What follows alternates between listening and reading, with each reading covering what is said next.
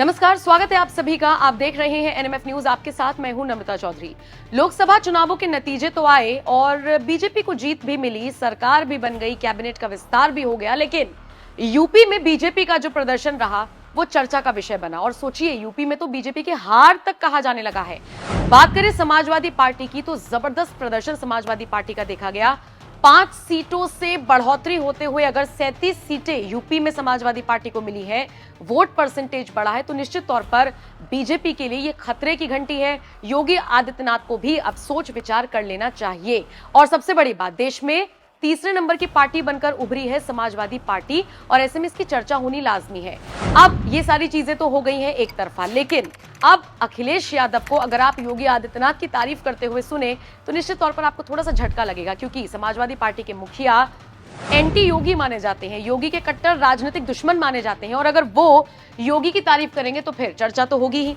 अब योगी की तारीफ में उन्होंने ऐसा क्या कहा है, ये मैं आपको बताती हूं। सपा अध्यक्ष अखिलेश यादव ने पहले तो अपनी विधायकी से इस्तीफा दिया। आप जानते ही हैं, सांसद का चुनाव वो जीत गए हैं कन्नौज से, तो अब चूंकि वो करहल से विधायक हुआ करते थे, वहां से उन्हें इस्तीफा देना होगा। उन्होंने दे भी दिया इस्तीफा, इसका ऐलान हो गया है। लेकिन इन सबके बीच समाजवादी पार्टी के अध्यक्ष अखिलेश यादव ने अपनी आगे की रणनीति तो बताई ही, साथ ही साथ उन्होंने योगी आदित्यनाथ की तारीफ भी की। उन्होंने कहा, अच्छी बात है कि कुछ काम जनता के लिए किया जा रहा है। आशा है कुछ दिनों में अग्निवीर पर भी विचार होगा। दरअसल उनसे पूछा गया था कि यूपी में वैकेंसी निकालने की बात यूपी सरकार कर रही है, जिसके जवाब में अखिलेश ने कहा, चलो अच्छा है कि कुछ काम जनता के लिए किया जा रहा है। आशा है कुछ दिनों में अग्निवीर पर विचार होगा। मुस्लिमों को पद देने के सवाल पर उन्होंने कहा कि इसको क्या दिया गया है, ये सवाल नहीं है, जिसको मिला है वो क्या है। इस दौरान अखिलेश यादव मणिपुर का जिक्र करते हुए नजर आए। इसके अलावा आपको बताते चले, उन्होंने ये भी कहा कि जिस तरीके से काम हो रहा था, जिस तरीके से सदन चलते आया है, आगे भी बिल्कुल वैसा ही चलेगा।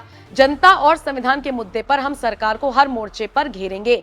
लोकसभा चुनावों में मिली जीत का जिक्र करते हुए अखिलेश ने कहा, जैसे ही सदन चलेगा, जनता और संविधान के सवाल पर सरकार को घेरा जाएगा।